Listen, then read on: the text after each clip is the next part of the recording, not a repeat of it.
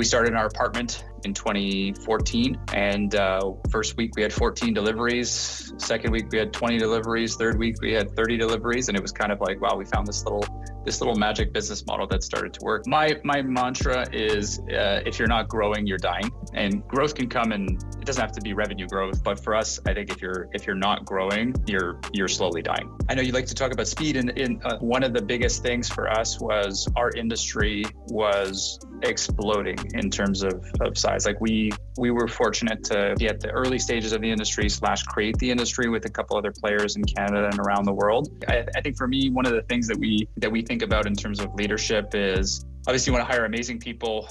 We try to hire for hunger versus experience. It's been, my track record hiring for hunger has turned out to be 10x better than experience for the most part.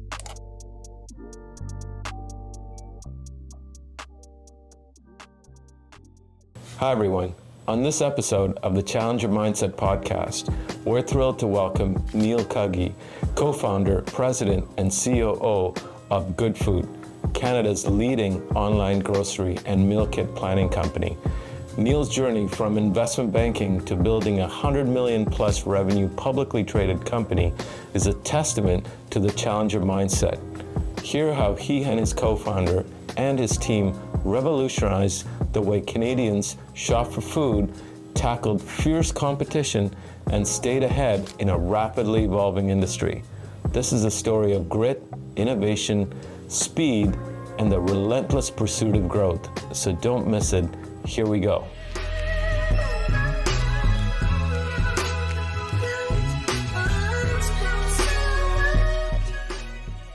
All right, welcome everyone to the Challenger podcast. Today I am delighted to have Neil Cuggy, who is the co-founder and CEO of Goodfood, an innovative business model in Canada, and I can't wait to understand the business in more depth and talk a bit about how Neil and his co-founder came about this idea and really brought a very disruptive idea to the Canadian market. So Neil, welcome.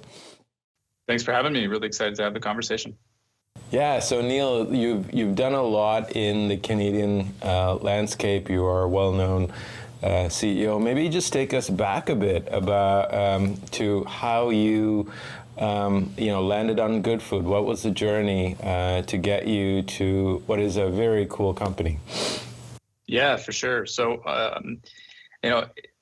lot of entrepreneurs that I talk to, the thing that they say is like, I couldn't have ended up anywhere else, and it's pretty much that for my story as well. I grew up in a house of entrepreneurs. My dad ran an engineering consulting business while growing up, and my mom was a Tupperware lady or a candle party lady, and kind of always doing these little things on the side and scratching her entrepreneurial itch as well. So for me, and I always knew that I would end up being an entrepreneur and starting my own business. And it was kind of what business and with whom was the real questions.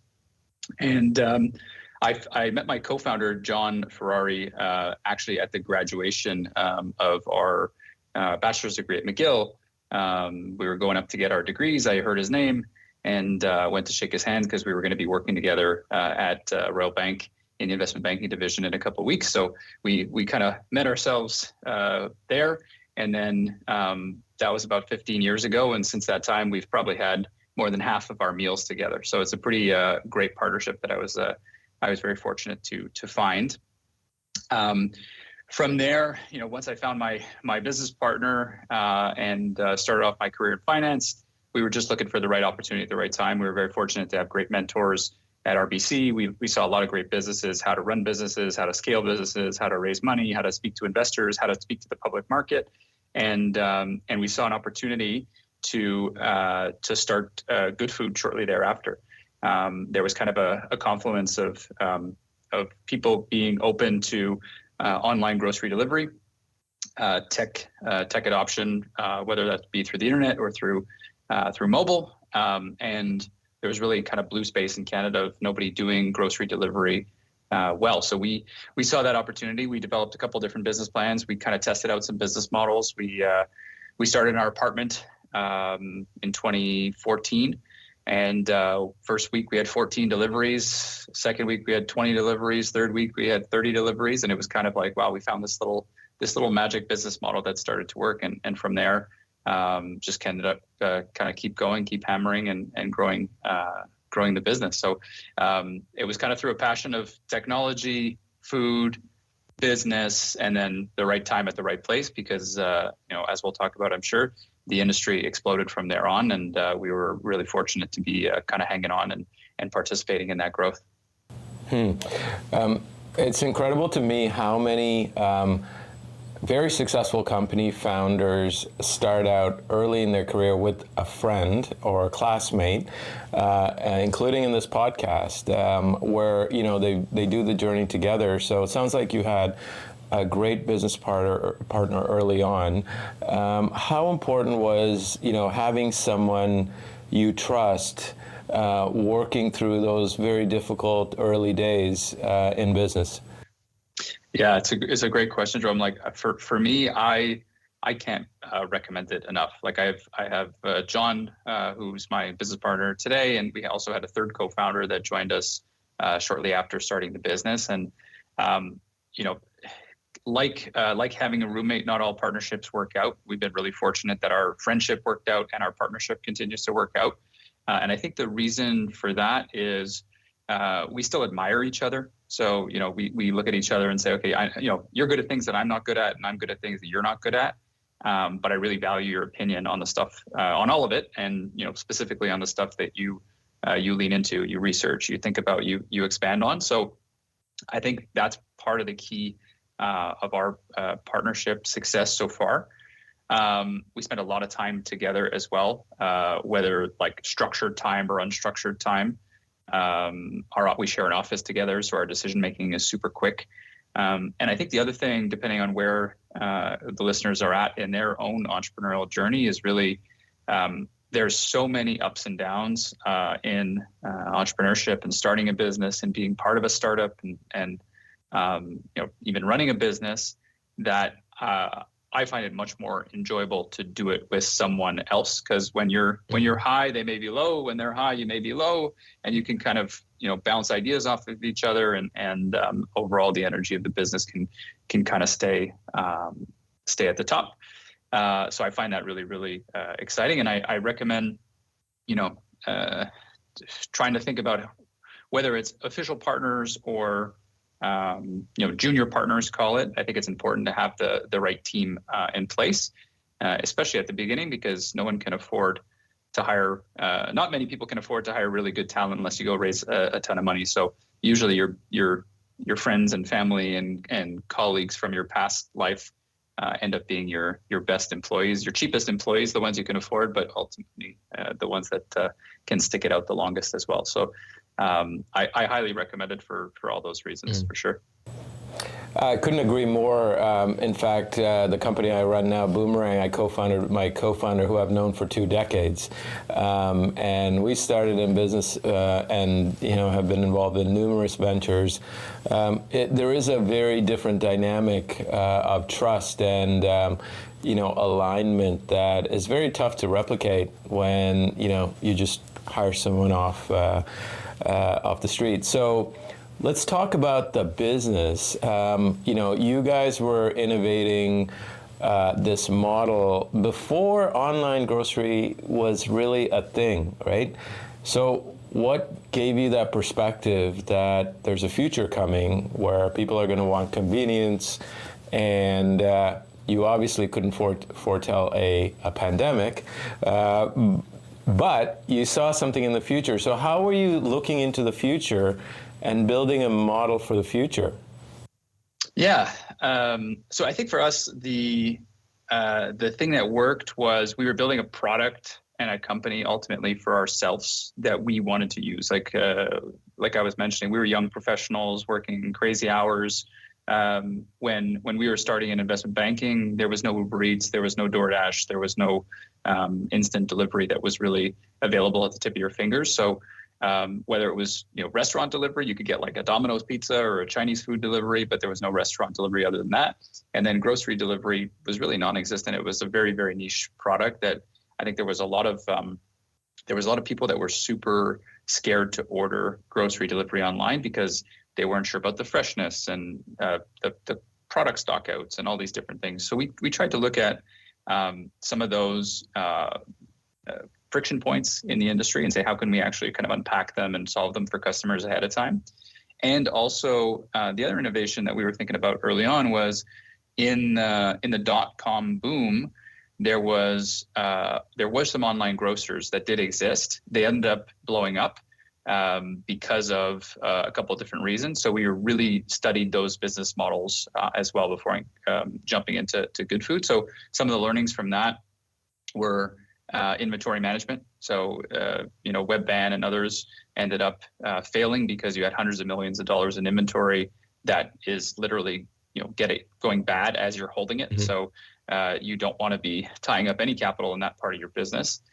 So when we designed Good Food, we said, okay, well, we're going to try to make it negative working capital. So we're going to receive payment from our customers before we place orders with our suppliers, so that we don't have any inventory on site. So that was one of the business model innovations that helped fuel the growth and take advantage of the industry that we were playing in. So that's one. The other one was the big capital expenditures, having lots of vans, lots of expensive buildings across the country to reach all of the Canadians that we serve today. And so the way we solved that was central distribution center and third-party logistics, and focused on refrigeration at the packaging level or at the box level. So we actually developed the first refrigerated box that could be shipped cost effectively and recyclable from our facility here in Montreal. And that allowed us from one single facility, when we started, it was 1,500 square feet, then we went to 15,000, now we're at 155,000, and we have multiple facilities like that.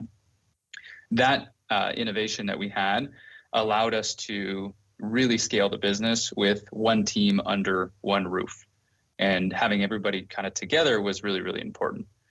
So that was kind of the business model disruption piece. The other piece that was super exciting for customers was eliminating waste. Eliminating waste in your grocery bill or in your fridge is something that every family struggles with.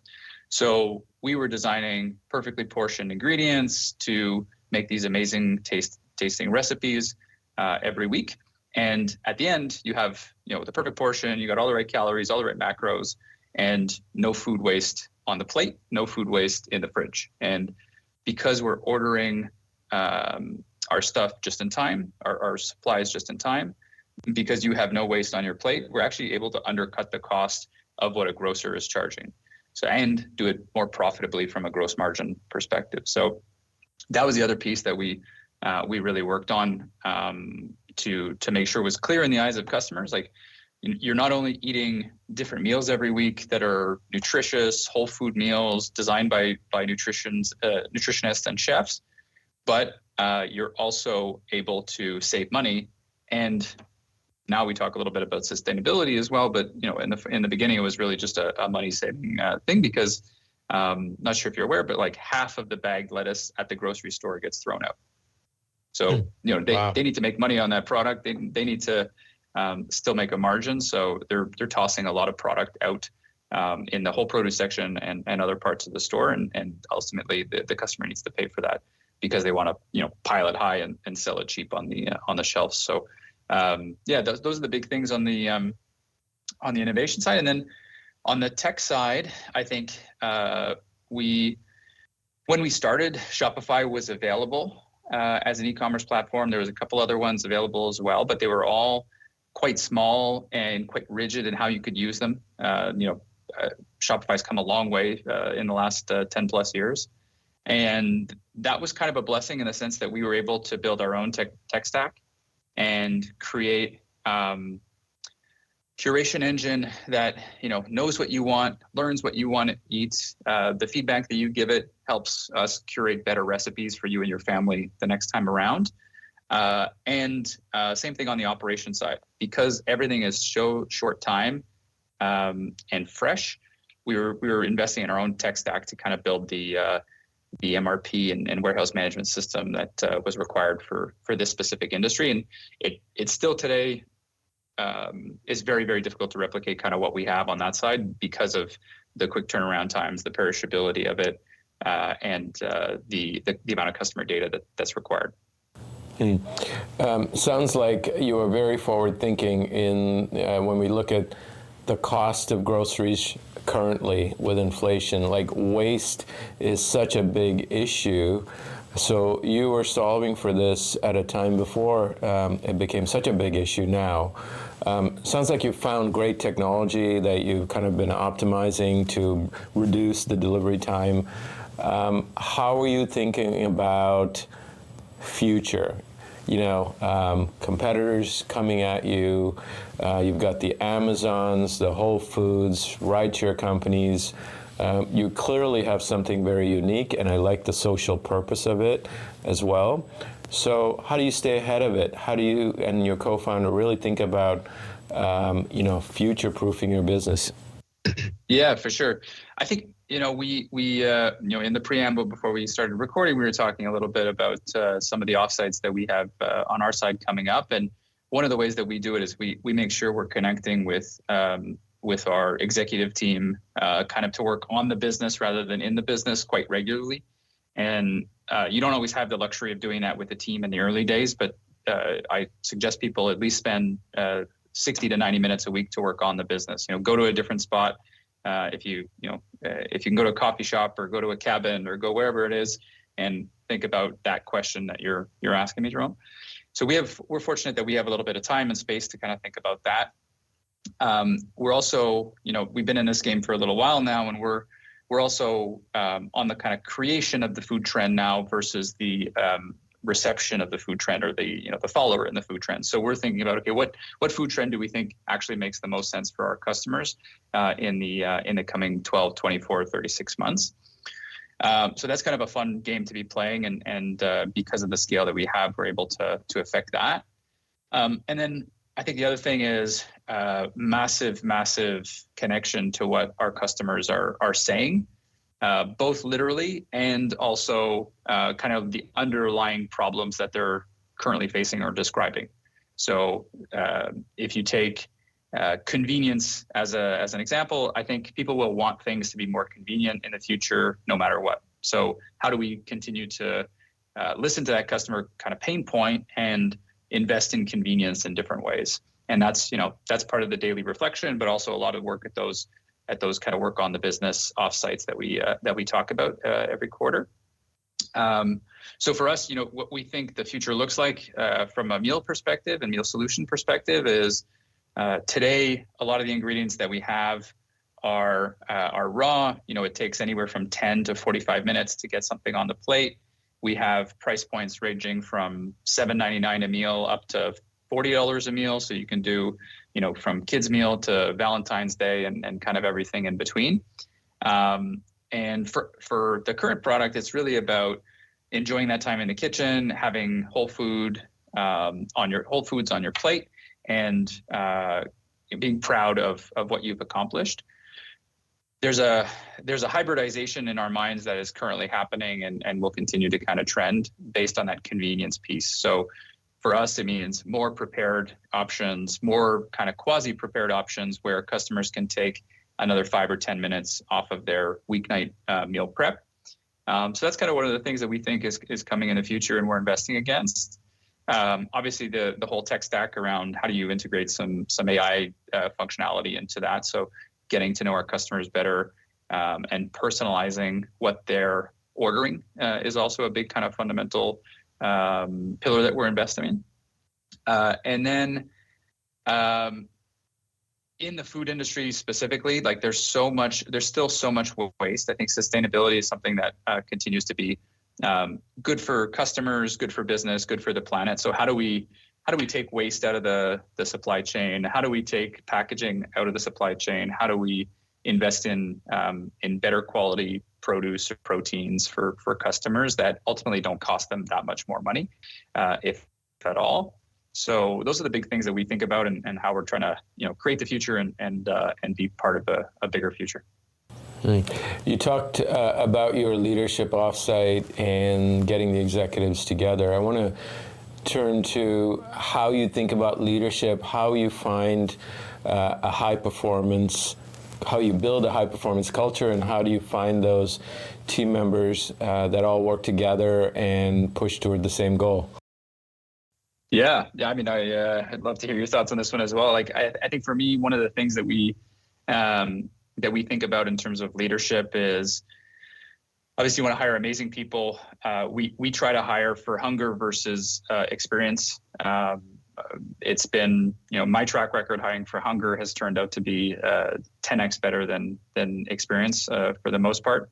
The other thing that I think about is my job as a leader, and John, what we need to do is call it tight. Not better than it is, not worse than it is. Like, just call it as it is, because there's a lot of emotion that gets into certain decisions, and that can slow down the thinking and get in the way of execution. Then create a future that's better than it is. So where do things need to be? How do we sell? How do we sell customers? How do we sell employees on that future? What does it look like? How does it become this vivid vision in people's mind? And then execute fast and rigorous, like just with excellence on anything you do. So if you could do those three things over and over again, you're in a pretty good spot. And if your leaders are doing that, your team is doing that, it's pretty amazing. So that's kind of the cultural aspects that we think about. And then, I could talk about for hours on the mechanics of it, right? Having scorecards for jobs and quarterly reviews and ratings for people, and what you do when there's, the KPIs that are off track versus super green. So all those types of things kind of we have in place in our business as well. We didn't start with any of that stuff, obviously, but over the years, as you start to realize, okay, I need to, as a leader, I need to do the next level of work, and I need to step up my game. In order to do that, you need to let go of stuff. Like you need to give away your Legos to someone else for them to play with and scale themselves. So done a lot of personal development on that side as well, and reading and yeah, so that's kind of how we think about it. That's great. Same here. I think hiring for, I think you said hunger, I call it drive, motivation, ambition, because in the early days of a startup, scale-up, maturing company, there are so many things that go wrong, and you want people that are, really mission-oriented. One of the things I do during the interview process is I ask them for something that's gone really wrong, something that really had them flat on their face, and how they overcame that. Like you, some of the worst hiring decisions I've made have been based on credentials and a resume. So I think we have a lot in common on that. Let me talk about challenges. On reflection, you're very successful now with Goodfood's really being a brand that everyone's taking note of, with a really strong social purpose and business focus. If you look back, what were some of the major challenges, and how did you overcome them? Some key inflection points that you may want to share with the audience. I know you like to talk about speed in the podcast, on the podcast, and I think one of the biggest things for us was our industry was exploding in terms of size. Like we were fortunate to kind of be at the early stages of the industry / create the industry with a couple other players in Canada and around the world. So we have 10 years of challenges and lots of success on top of that. Every 6 months we needed more physical space. So, we'd sign a lease with options to expand. So you can imagine just having every 6 months, you've set up an operation, manufacturing process at food safety quality, and then you're like, oh my God, okay, I thought I was going to be good for 2 years, but I'm actually good for 12 weeks. So the challenges of keeping ahead of where the demand was at the beginning was a great challenge to have, but incredibly difficult. That culture took a long time to to turn from a culture of like, okay, let's make sure we're doing the best thing for the customer and getting our orders out, to a culture of excellence in terms of execution. Because when you're scaling at the speed we were, like we started at zero, we went to 600 million in 7 years, something like that. And every week was just up and to the right, with tens of millions of pieces of produce, hundreds of thousands of boxes across the country being delivered. It's easy to lose track of like doing things excellent and to the world-class level. So I think that was something definitely on our minds, investing a little bit more at the beginning, and making sure that culture from the beginning is focused on the excellence of execution. The other big challenges, as a Canadian business, I think we were trying to raise money. We weren't trying to play the venture game necessarily, but we wanted to keep investing in marketing, keep expanding operations, invest in some buildings. It was very difficult to raise money as a Canadian business, focused on Canada in the food space, where people say is notoriously hard to make any profits. The blessing that came out of that, though, is we ended up going public in 2017, and that wouldn't have happened if it was easy to raise money in Canada. If I was, if I was the hot startup that just could walk into any family office, venture firm, private equity firm, whatever it is, and they would give you capital, we would have never gone public. And going public has been a real advantage for a lot. It's never all rosy. It's been a real advantage though over time. So that was definitely a big challenge. And I would say the other two that I can mention, one would be just COVID, like the whole COVID boom. There's a lot of businesses that had lack of demand and had to shut down, and those were the challenges for them. We were fortunate to have way too much demand, but it still caused insane stress and challenges in supply chain, in the team, in the buildings. Like, we were hiring 1,000 people a week, training them, putting them on the floor. People were getting scared. Customers were coming in the door more and more. We had to pause the website for sign up. So the explosion of demand took us probably 3 or 4 years to clean up after that, just because it was so huge and so fast. So that was kind of an external one that we had to adapt internally. And then I would say the back half of COVID was probably the other big one that was another huge learning point for me personally and the rest of the team. We were hovering around that $500-600 million of sales in the business, and then when the economy started to open up, people just completely changed their ordering patterns. They started to travel. They started to go to vacations. They started to go back to restaurants, whatever it may be. And the whole industry went and shrunk by over 50% pretty quickly. So we had to take a team of 5,000 and right size it over many quarters to, we're about 600 today, plus or minus 50 people. And that's difficult conversations, right? You have to let lots of people go that are really close to you, that help build this business.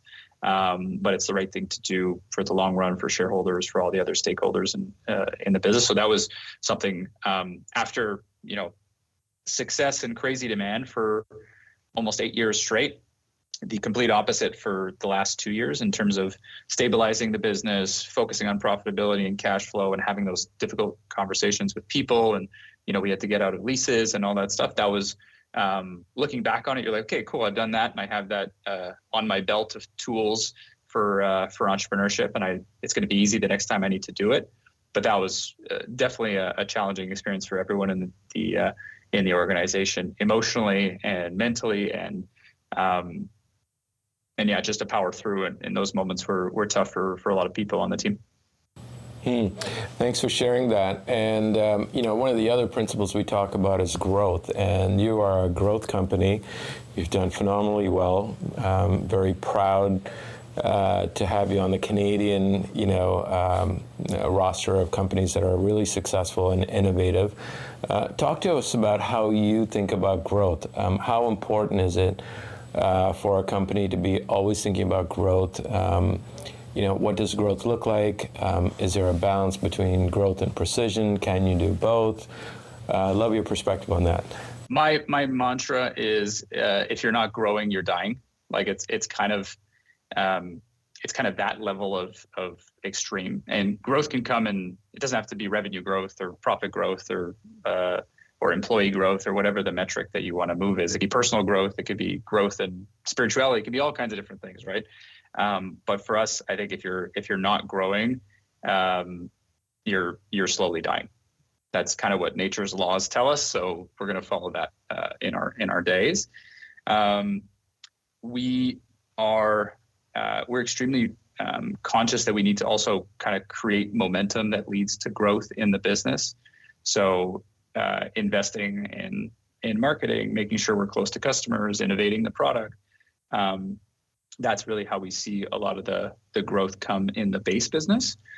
And I think the other thing, going back to what we were saying on like, what does the future look like and how does that kind of come to life before, the other piece for us in terms of growth is we've gone from a business that has grown organically over the past 10 years, let's say, or 9 years.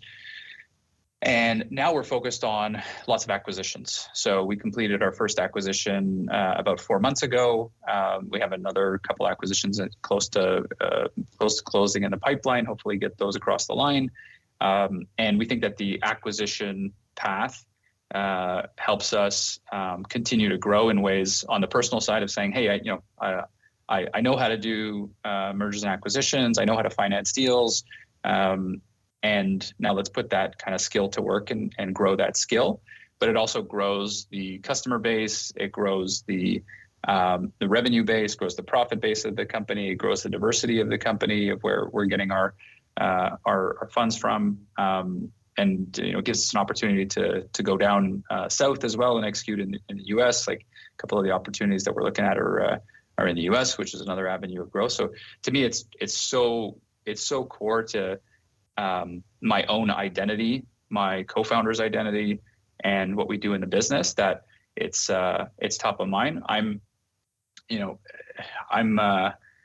pretty impatient. So I bias to action all the time on stuff, and I try to get people to move. I need to be, have that balance of not bulldozing everyone in the business to go at the pace that I want to go all the time, which I'm sure you can relate to. But it's super fundamental to us, and to the point that our one of our core values is hungry for improvement. So it's just what are we doing together to grow the business and grow ourselves. Neil, thank you for sharing the Good Food story. I was when I'm doing the research, really didn't fully appreciate how innovative your company is, and after hearing your story, we are really honored to have had you here to tell us about your journey and your story. We'd love to have you back, and all the best. Congratulations on the success, and we look forward to hearing more successful stories from Good Food. Thanks for being on the podcast. Absolutely. Thanks you for having us, Jerome, and look forward to coming back on.